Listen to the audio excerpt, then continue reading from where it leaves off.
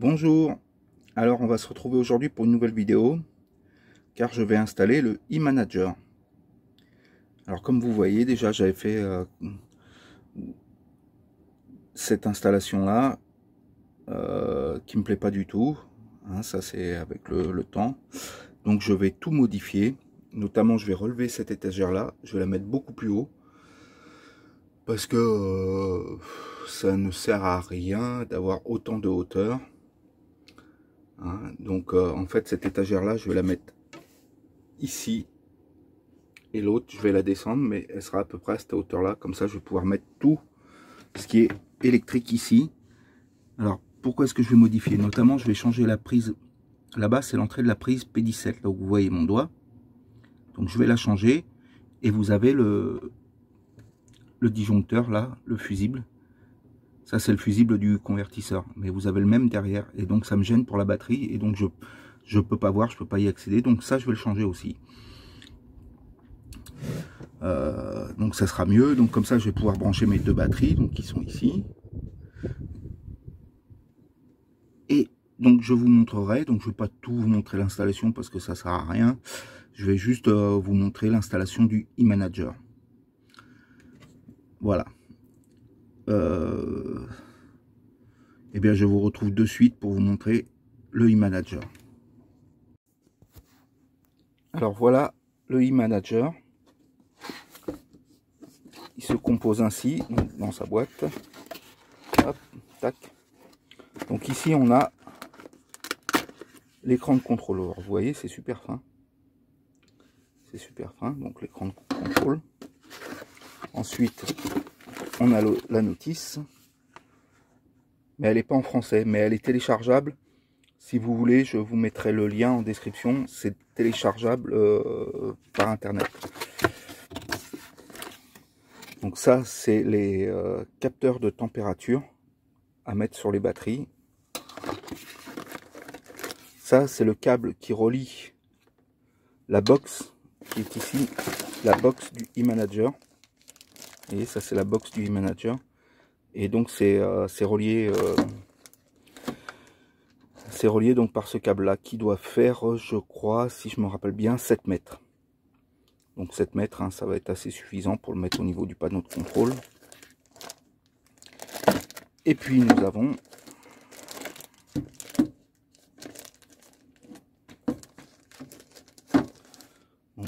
le eManager par lui-même, enfin la box. Voilà.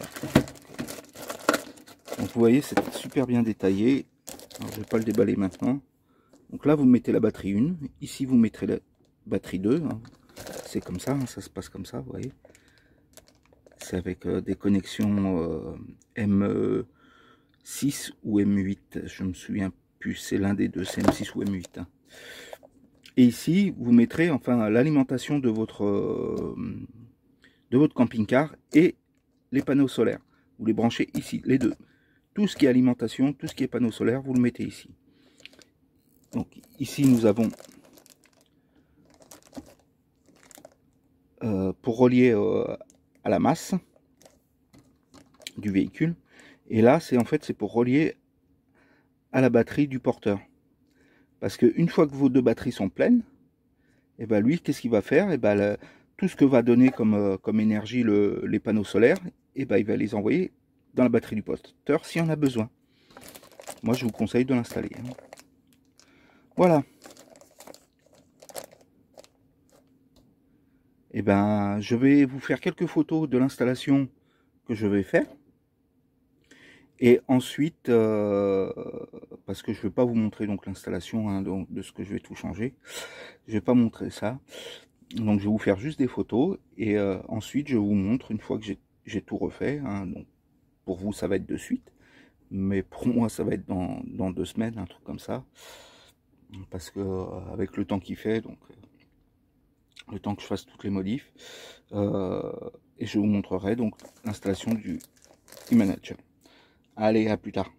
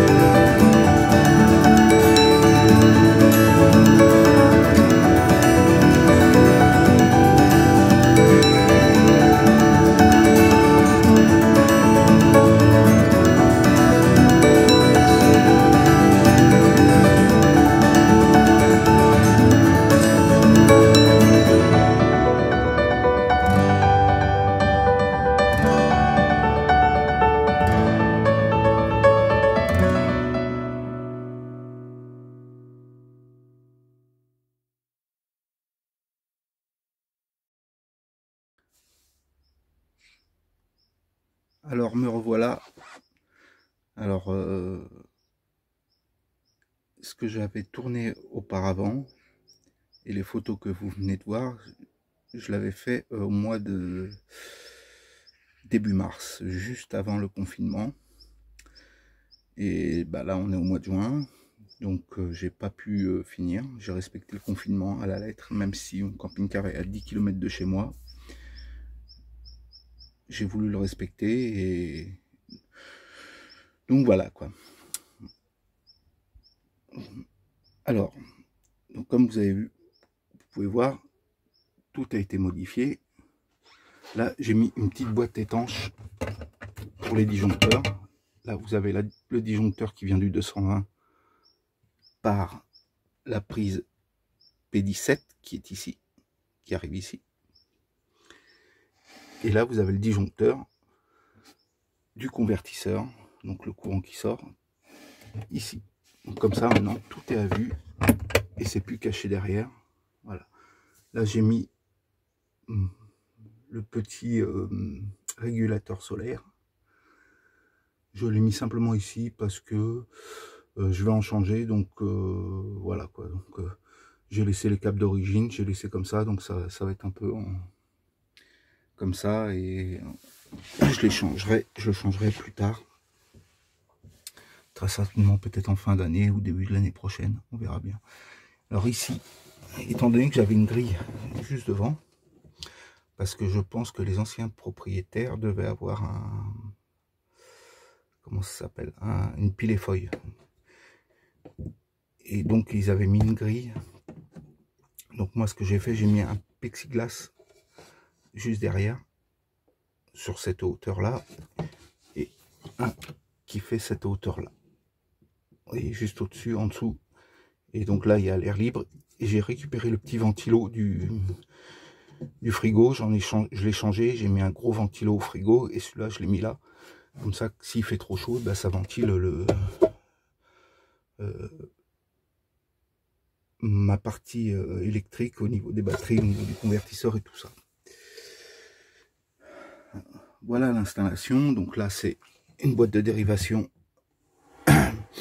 que j'ai mis pour le 220 et ça, c'est la boîte de dérivation pour la partie convertisseur, puisque je vais rajouter d'autres prises qui vont aller dans la soute et puis au niveau du salon. Je vous montrerai ça dans une autre vidéo. Donc j'ai passé tous mes câbles en dessous le camping-car pour arriver au tableau de commande. Là, donc ça c'est le câble qui va aller au tableau de commande. Et ici nous avons des fusibles. Alors, j'ai pu entendre que certains ne mettaient pas les fusibles pour les batteries. Moi, quand j'étais au salon du Bourget, j'ai été sur le stand de NDS et j'ai posé la question est-ce que c'était vraiment nécessaire? Donc, le représentant de chez NDS m'a expliqué qu'en fait, oui, c'était nécessaire parce qu'en fait, ça protégeait votre e-manager. Après, vous le mettez ou vous le mettez pas, c'est voilà, ça regarde que vous. Mais pour le prix que ça m'a coûté 20 € les deux avec le fusible. Voilà, pour 20 €, pour protéger 250 €. Voilà, je m'en fous de balancer 20 €. Ici, c'est le fusible de tout ce qui va être accordé au camping-car, c'est-à-dire tous mes consommateurs, hein, donc ce qui va au boîtier EBL en fait. Là, vous avez votre boîtier à fusible, ça va là. Et le fusible, c'est le fusible d'origine, donc je l'ai laissé. On verra par la suite s'il y a un problème. Je mettrai plus fort, c'est un fusible de 50 ampères. Donc voilà. Je dis beaucoup voilà. Donc je vais installer le e-manager. Voilà, il est ici. Il va aller là. Donc, je vais le visser et je reviens vers vous.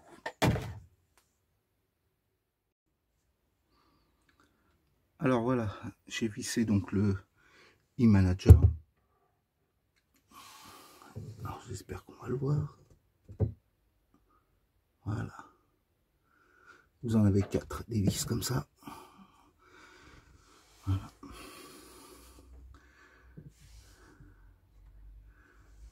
Donc, alors j'ai préparé mes fils à l'avance. Hein.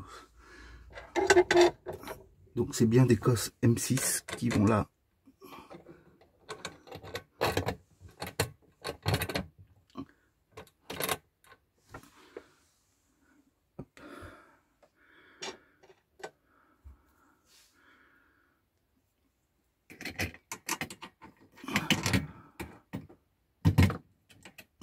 Alors vous craignez rien, hein. Vous pouvez y mettre les doigts, même si les batteries, parce que tant que votre e-manager n'est pas relié à le temps que l'e-manager n'est pas relié à la masse, il n'y a aucun souci.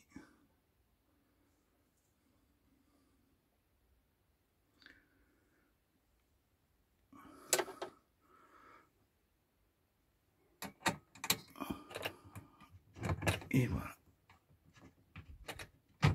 Celui-là, je l'ai fait un petit peu trop long. C'est pas grave. Hop. Donc je vais visser tout ça. Donc les 3 fils sont installés. Ce qu'il y a, c'est que je peux pas poser le stabilisateur parce que j'ai oublié à la maison le trépied. Bravo. Donc j'aurais aimé vous laisser, mais là j'ai pas du tout d'espace là pour poser le téléphone. Hein, donc c'est simple, hein, ça sera simplement à visser et je vous reprends de suite. Alors ça y est, donc j'ai tout vissé. Donc ça, ma batterie 1, ma batterie 2 et l'alimentation générale du camping-car et le panneau solaire. Bien sûr, on met que les positifs, c'est-à-dire que le plus. Hein, tous les mois, on les raccorde à la masse du camping-car. Moi, la masse, j'en ai fait une ici. Vous voyez, en fait, ça c'est un, je ne sais pas comment ça s'appelle. On s'en sert en fait pour la terre dans les maisons.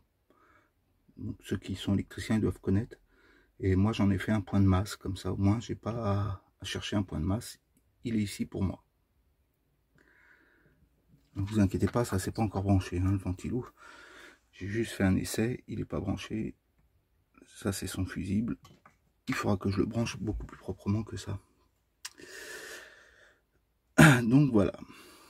Donc maintenant, je vais brancher le fil du porteur. Alors lui, il va aller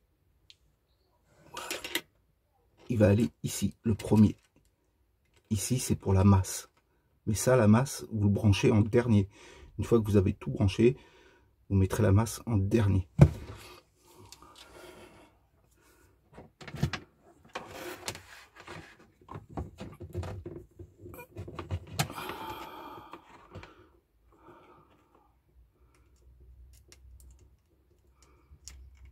Alors, c'est pas facile de tenir le portable. Enfin, ouais, bon, vous avez compris. Alors oui, pour le, ça c'est très important, c'est le diamètre du fil. Le diamètre, il recommande sur la notice entre du 1,5 et du 2,5. Moi, je vous conseille de mettre du 2,5. Vaut mieux aller au plus haut qu'au plus bas. Voilà. Voilà. Moi, j'ai mis du 2,5. Et pareil pour la masse aussi, il recommande entre 1,5 et 2,5. Je vais mettre du 2,5 aussi, mais après. Allez, je coupe là, je le branche et on se revoit de suite. Voilà, alors j'ai connecté mon moins, ma masse, donc le négatif. Et là, on va brancher les sondes de température. Alors, peu importe la couleur, vous allez voir, il y a deux couleurs, c'est à vous de choisir. Moi, j'ai choisi le rouge pour la batterie 1 et le bleu pour la batterie 2. C'est comme ça vous aide à vous repérer.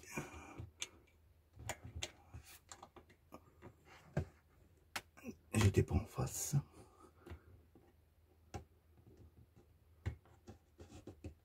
En plus, vous pouvez pas vous tromper de sens, il y a un détrompeur.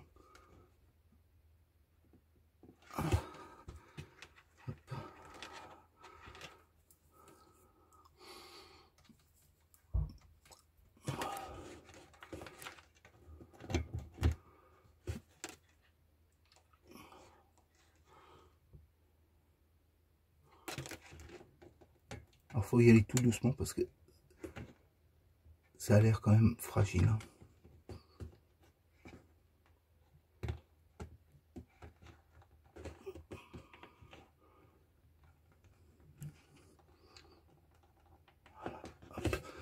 Et on va brancher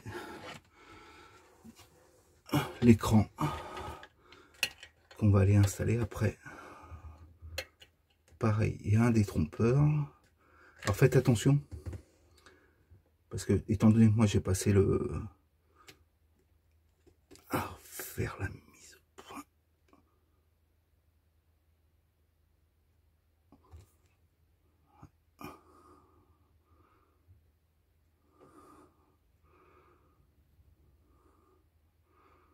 Il a du mal à faire la mise. Ah voilà. C'est pas le même qu'il va avoir à brancher sur l'écran. Donc si vous l'installez comme moi en dessous le camping-car, vous passez le fil en dessous le camping-car, je vous rappelle il y a 7 mètres. Regardez bien le sens avant d'installer votre fil. Voilà.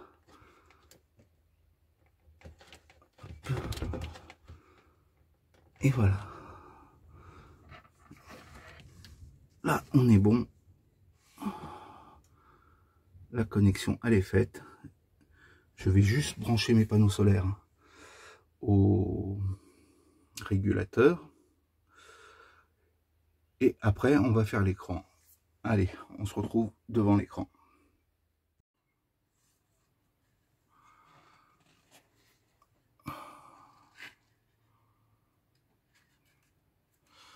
Voilà donc le e-manager que je vais mettre ici. À peu près. Donc, normalement, ça se déboîte.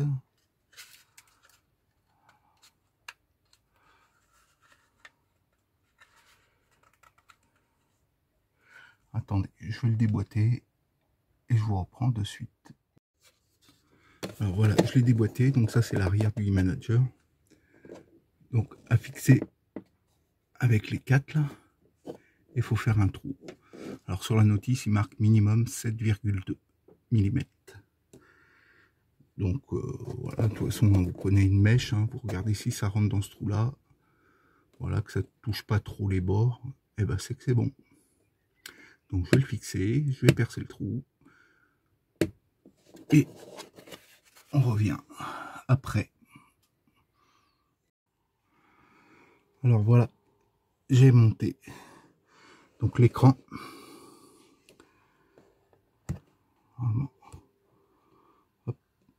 Alors français. Tac. La première batterie, c'est une 125 ampères.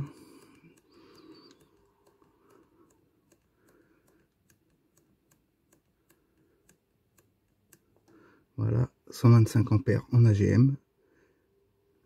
La deuxième batterie, c'est une gel en 80 ampères.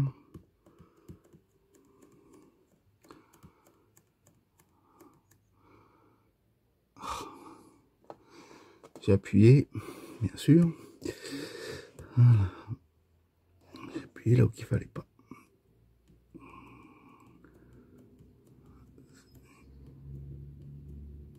Voilà. Alors la date, on est le...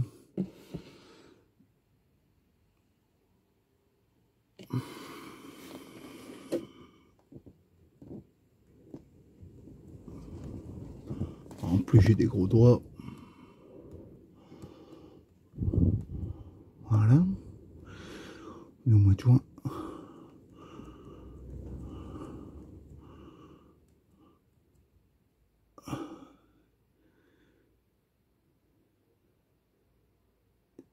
Et on est le 6. L'heure, il est...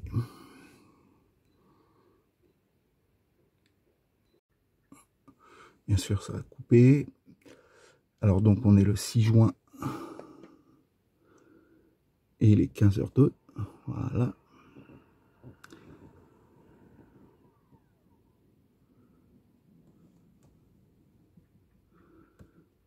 Ça nous permet d'avoir les tensions des batteries.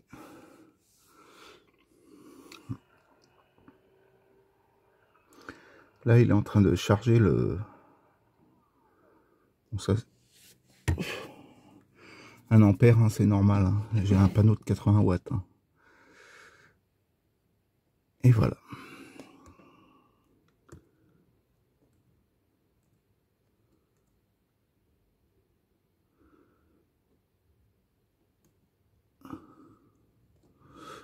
Alors,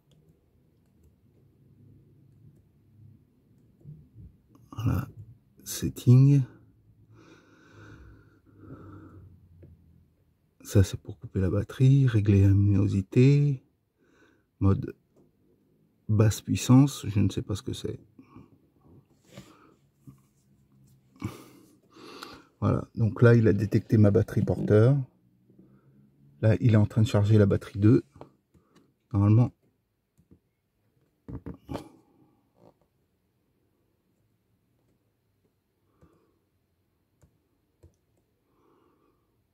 Oui, c'est ça. De toute façon, mes batteries étaient chargées à fond. Donc, comme vous pouvez le voir, je les avais remis en place seulement la semaine dernière. Donc, elles étaient déjà quand même chargées. Je vais regarder un truc et je reviens vers vous. Alors voilà, on se retrouve devant le e-manager une semaine après.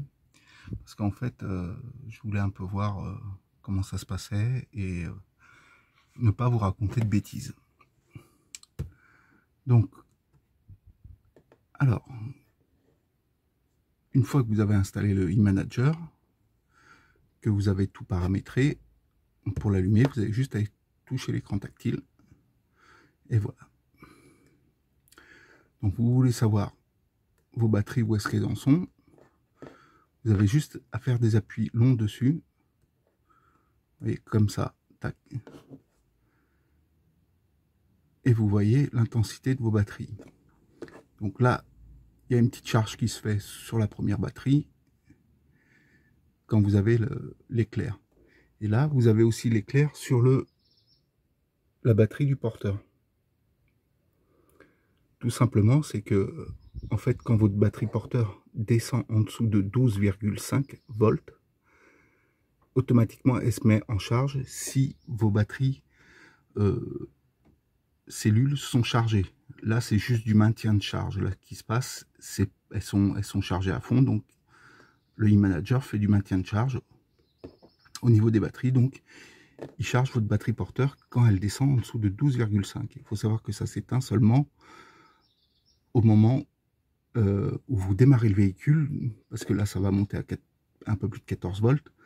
C'est-à-dire que c'est l'alternateur qui va prendre en charge. Donc, lui, le e-manager n'enverra plus d'électricité à la batterie. Quand vous faites un appui long ici, sur le petit ordinateur,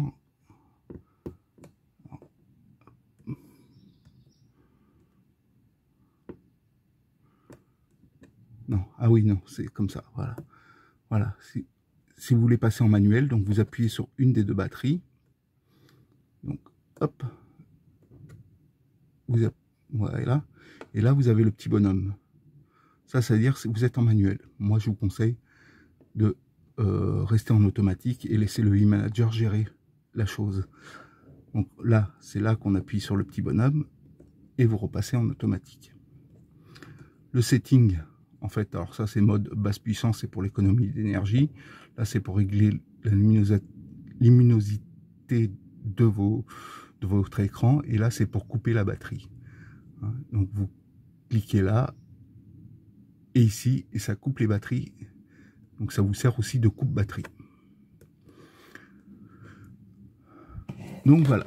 Donc, et si vous voulez éteindre l'écran, ça n'éteint pas le e-manager, ça éteint juste l'écran, vous appuyez ici. Et donc pour le rallumer, voilà. Donc c'est très simple. Moi je trouve déjà que c'est un bon point, que ça soit très simple en utilisation. Oui, c'est pas compliqué. Très franchement, même vous, en lisant la notice, vous allez voir, on a l'impression que c'est compliqué, mais en fait, c'est d'une simplicité. Même un gamin peut toucher à l'écran. Donc, vous voyez, pour afficher, hop, vous avez juste à cliquer et vous avez vos intensités de batterie. Enfin, votre voltage, plutôt. Vous voyez, là, la batterie porteur, elle est en train de se charger, ce qui est très bien. Voilà. Donc, on va repasser dans le... Pour vous expliquer un petit peu le câblage, donc on va repasser dans là où que j'ai mes batteries et le e-manager. Alors là, on se retrouve devant la black box, hein, donc c'est marqué dessus. Donc je vais vous expliquer un petit peu, voilà. Alors j'ai tout noté moi dessus, hein. Et j'ai fait des petites étiquettes pour marquer. Même sur mes boîtiers de dérivation, j'ai tout marqué.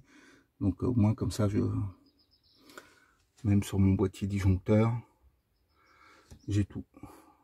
Parce que si un jour je vends le camping-car, au moins comme ça la personne saura à quoi ça correspond tout ça. Voilà. Donc au niveau du câblage, ces trois câbles là, sur la notice il y a marqué que c'est minimum du 10 mm². Moi j'ai mis du 16 mm². Hein, au moins je préfère être prévoyant, j'ai mis du 16 mm². Sur la notice, il marque comme quoi qu'il faut 3 fusibles de 120 ampères. Moi, j'ai mis 2 fusibles de 120 ampères ici. Et là, j'ai laissé celui-là parce que c'était celui-là d'origine du camping-car qui était à 50 ampères. Donc, vaut mieux moins en fusible que plus. Hein. Donc, s'il claque, eh ben, je mettrai peut-être un plus. Mais avant de changer un fusible, je recherche déjà la cause. Pourquoi est-ce qu'un fusible il claque? Surtout ce genre de fusible. Ça claque pas pour rien. Il a jamais claqué, donc voilà quoi. Donc il n'y a pas plus de consommateurs, on va dire, que ça. Hein, pour l'instant. J'ai pas des gros consommateurs. Donc, il y en a qui ne le mettent pas. Ces deux-là. Moi, c'est marqué sur la notice, je les ai mis, comme je vous ai dit. Pour le prix que ça coûte, je préfère assurer le... Voilà, quoi, c'est pas... chacun fait ce qu'il veut. Maintenant, si vous ne voulez pas le mettre, vous ne le mettez pas. Moi, je l'ai mis. J'ai tout mis en place. Alors là, vous avez les deux sondes de température. Donc bon, alors les sondes de température, moi, j'ai utilisé du gros scotch comme ça pour les coller à la batterie sur le côté. Alors il marque qu'il faut les mettre, qu'il faut coller avec de la colle à chaud. Vous savez, c'est moi je ne l'ai pas fait parce que le jour qu'il faut changer les batteries, qu'il faut bouger les batteries, bah ça, voilà quoi, ça va être un peu. Donc j'ai préféré prendre du gros scotch noir comme ça, ce qu'on appelle le scotch américain. Voilà. Après, pour les deux fils là, ça veut dire le fil qui va à la batterie du porteur et le fil de masse, ils disent qu'il faut prendre entre 1,5 et 2,5. Moi, j'ai mis du 2,5 pour les deux. J'ai mis au plus, comme ça au moins, j'ai mis plus fort. Comme ça au moins, je sais que je suis tranquille en mettant du 2,5. Voilà, c'est vraiment très très simple hein, comme utilisation. Ici, vous branchez vraiment tous vos consommateurs et vos producteurs en fait. C'est-à-dire ce qui est panneau solaire, le plus à chaque fois. La masse, vous les réunissez à la masse, bien sûr. Donc voilà. Maintenant, oui, en fil, moi, ce que j'utilise, et ce qu'on doit utiliser dans un véhicule mobile, peu importe quel qu'il soit, c'est ça, je le remarque très souvent, on ne le dit pas assez dans les vidéos, c'est qu'il faut utiliser du multibrin plutôt que du monobrin. Alors, du monobrin et du multibrin, c'est très simple, ça porte bien son nom, c'est que le monobrin, c'est un seul brin de cuivre, et du multibrin, c'est plusieurs petits filaments de cuivre que vous avez sur le fil. Ce qu'on appelle aussi, vous allez le trouver sous la dénomination câble souple. Hein, dans les grandes surfaces, ça s'appelle câble souple. Donc, voilà, dans les véhicules mobiles, quand je dis véhicules mobiles, c'est vraiment tous les véhicules mobiles. C'est pas que les camping-cars. Nous, dans le poids lourd, on utilise aussi du multibrin. On n'utilise pas de monobrin. Jamais. C'est voilà. Même pour les câbles de batterie. Hein. Du multibrin, toujours du câble souple. C'est mieux. Voilà, donc je vous ferai un petit bilan dans un an du e-manager. Alors oui, parce qu'il y en a qui vont le remarquer et qui vont me faire la réflexion. Pourquoi est-ce que je n'ai pas branché mon convertisseur sur le e-manager? Pour une simple et bonne raison. Elle est vraiment toute simple. C'est que sur la notice d'emploi du e-manager, il y a marqué comme quoi qu'il ne faut pas des consommateurs de plus de 100 ampères. Et moi, en faisant le calcul, c'est un 1500 watts en puissance nominale et 3000 watts en crête, celui-là. Et en faisant les calculs, grosso modo, hein, c'est pas de la science exacte. Ce que j'ai fait, c'est j'ai utilisé dans un forum une technique qui est très simple, que beaucoup d'entre vous doivent connaître, c'est que on a 1500 watts, en gros, on divise par 10 et on met 150, un fusible 150 ampères. Donc, j'ai plus de 100 ampères quand il va être en fonctionnement nominal. S'il utilise vraiment les 1500 watts, il est à plus de 100 ampères. Donc, j'ai préféré le brancher en direct à la batterie. Et bien sûr, je l'ai branché à la batterie AGM parce que c'est meilleur pour les gros consommateurs. J'ai branché directement à la batterie AGM. Voilà. Donc, ça me gêne pas. C'est pas, voilà quoi, c'est pas très important. Bien sûr, un fusible 150 ampères. J'ai jamais eu de problème. J'ai pas eu de problème l'année dernière. J'ai été en Espagne, ça a très bien marché, il n'y a pas eu de souci. Je pouvais toucher les câbles, ils étaient froids même en fonctionnement, en mettant ma cafetière qui fait 1450 watts. Il n'y avait aucun problème, il marchait très bien et j'en suis très content de ce convertisseur. Hein. C'est le même que tout le monde a. Hein. Voilà, ça c'est le même. Alors voilà, ça c'est les notices que vous allez recevoir avec le e-manager en allemand et en anglais. Et moi je parle ni l'un ni l'autre. Donc j'ai réussi à trouver en format PDF que j'ai téléchargé et imprimé en français, la notice en français.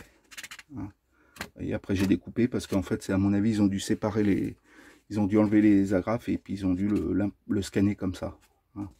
Donc après j'ai découpé et je me suis fait ma notice en français. Je vous mettrai le lien en PDF si ça vous intéresse. Comme ça vous pourrez aller jeter un œil et savoir de quoi vous aurez besoin. Donc j'ai choisi aussi en filaire, je ne l'ai pas choisi en Wi-Fi. Tout simplement, bon déjà il y a 7 mètres de fil pour aller jusqu'à l'afficheur. Hein. Donc il y a 7 mètres de fil, donc ça suffit. Mais vous, par exemple, si par exemple vous avez votre black box, c'est-à-dire ce boîtier-là qui est à l'arrière du camping-car et votre écran qui est à l'avant, vaut mieux peut-être du Wi-Fi. Hein, après c'est à vous de voir, hein, c'est chacun voit selon, c'est parce que la différence de prix elle est pas très grande, je crois qu'elle est d'une quinzaine d'euros entre les deux, donc bon, c'est après moi j'ai préféré ça en filaire, parce que des fois bah, le Wi-Fi, il y a des perturbateurs d'ondes et voilà, j'ai préféré comme ça, puis maintenant, hein, mais l'un et l'autre sont très bien. Donc voilà quoi, donc j'ai branché mon ventilo. Voilà, là il est en mode manuel, mode automatique. Voilà, parce qu'il fait plus de 25 degrés dans le camping-car. Je viens juste d'arriver de l'ouvrir le camping-car, donc il est un peu chaud. Voilà, là en mode manuel.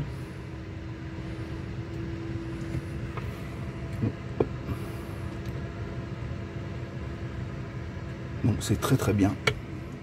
Je suis content.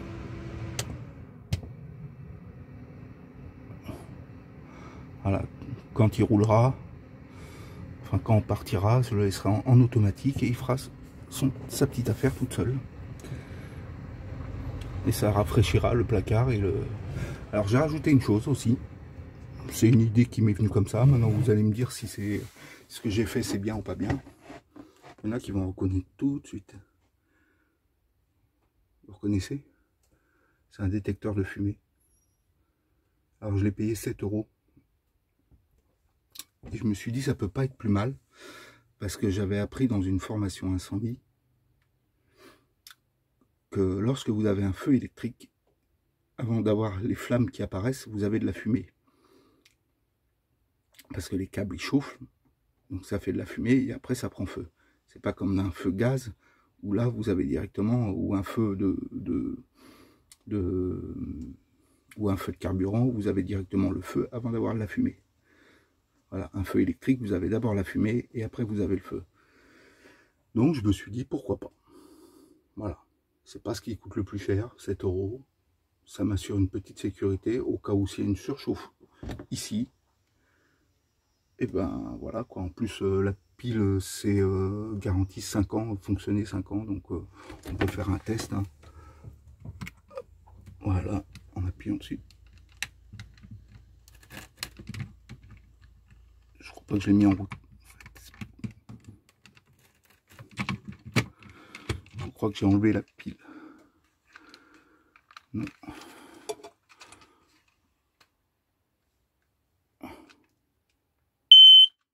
Voilà, c'est qu'il fallait que j'appuie plus fort.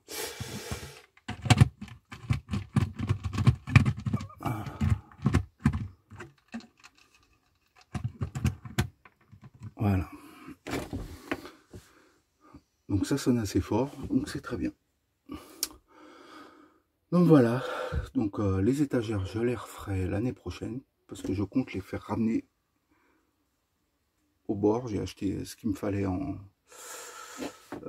outillage, j'ai acheté une scie circulaire sans fil, donc ce sera beaucoup mieux pour moi pour travailler. Donc voilà, donc ma partie électrique elle est finie. Il y a des choses que je vais rajouter bien sûr, mais ça je vous montrerai dans d'autres vidéos. Mais à ce niveau là j'ai fini. La seule chose qui va être à changer, ça va être le panneau solaire. Comme je vous ai dit, j'ai un tout petit panneau solaire qui produit plus beaucoup. C'est un 80 watts qui marche bien pour ce que c'est, mais bon, c'est quand même pas assez pour 2 batteries. Et donc bah, je changerai ça et les panneaux solaires. Je compte mettre des bons panneaux solaires, un bon régulateur MPPT, et puis bah, je vous montrerai l'installation quand je le ferai. C'est pas pour maintenant, vous inquiétez pas. Allez, je vous dis ciao, à une prochaine vidéo. Abonnez-vous si ça vous fait plaisir, mettez un petit pouce si ça vous fait plaisir, et profitez bien de votre camping-car.